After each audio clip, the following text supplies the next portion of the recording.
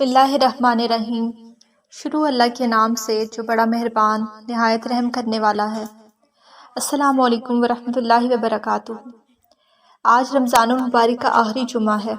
جمعۃ الوداع مہمان والوں کو اس بات کی خبر سنا رہا ہے کہ اللہ تعالیٰ کا یہ مہمان ماہ رمضان اب ہم لوگوں کے درمیان کچھ ہی دنوں کا مہمان ہے اور کچھ دنوں بعد یہ رخصت ہونے کو ہے، اور آج کے بعد جتنے بھی جمعے آئیں گے ان کی فضیلت تو اپنی جگہ برقرار رہے گی، مگر ان میں رمضان نہیں ہوگا۔ آج اس رخصت ہوتے اللہ تعالیٰ کے مہمان رمضان المبارک کے اس آخری جمعے یعنی جمعۃ الوداع میں اپنا محاسبہ کریں اور سوچیں کہ کیا آپ نے اس رمضان کا حق ادا کیا؟ کیا آپ نے اللہ تعالیٰ سے اپنی مغفرت کی دعائیں مانگی، اپنی ہدایت کی دعا مانگی؟ کیا اللہ تعالیٰ سے بغیر حساب کے جنت میں بھیجنے کی گزارش کی؟ کیا روز محشر ہمارے گناہوں پر پردہ ڈالنے کی دعا مانگی؟ کیا اللہ تعالیٰ سے قبر اور جہنم کے عذاب سے پناہ مانگی؟ کیا بری تقدیر سے بچنے کی دعا کی؟ کیا حسد سے بچنے کی دعا کی، بری نظر سے بچنے کی دعا کی؟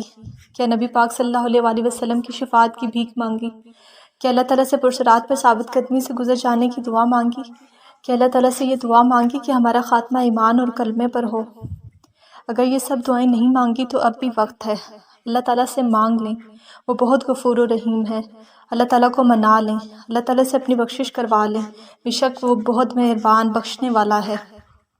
اس پورے ایک ماہ کے دوران اگر آپ سے اللہ تعالیٰ کے اس مہمان کی خدمت کرنے میں کوئی بھی بھول چوک، دانستہ یا غیر دانستہ، ظاہر و باطن، بڑی یا چھوٹی، کوئی بھی غلطی سرزد ہو گئی ہے تو اللہ تعالیٰ سے اس کی معافی مانگیں، اس سے اس کی تلافی کریں، اور آئندہ کے چند دنوں میں ان غلطیوں اور کوتاہیوں کو سدھارنے کی کوشش کریں، کیونکہ یہ آپ سے کہیں ناراض نہ ہو جائے، بلکہ اللہ کا مہمان ہمارے پاس سے اس طرح سے جائے، یہ ہم سے خوش ہو کر جائے، اور یہ جب اللہ کے پاس لوٹے تو اللہ تعالیٰ سے ہمارے بخشش کی دعا مانگے، اللہ رب العزت کے سامنے ہماری تعریفیں کرے، اور اللہ تعالیٰ سے ہمیں جہنم سے نجات کی سفارش کرے۔